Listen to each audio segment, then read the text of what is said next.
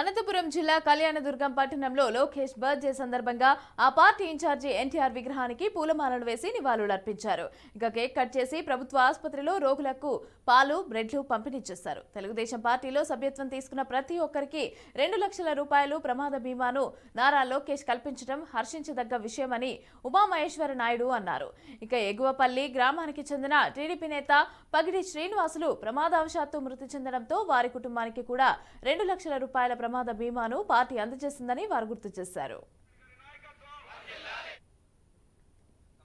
కళ్యాణదుర్గం నియోజకవర్గంలో తెలుగుదేశం పార్టీ ఆధ్వర్యంలో ఎన్టీఆర్ భవన్ దగ్గర కేక్ కట్ చేసి పెద్ద ఎత్తున సంబరాలు చేసుకోవడం జరుగుతుంది.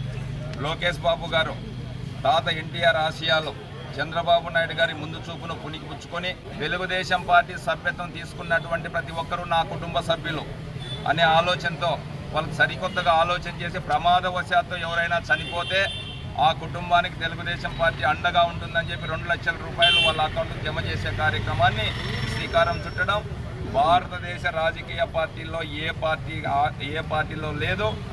ఉదాహరణకు ఈరోజు ఎగుపల్లి గ్రామంలో మన తెలుగుదేశం పార్టీ సీనియర్ నాయకుడు చనిపోతే 2 లక్షల రూపాయలు వాళ్ళ అకౌంట్లోకి జమ చేయడం జరిగింది.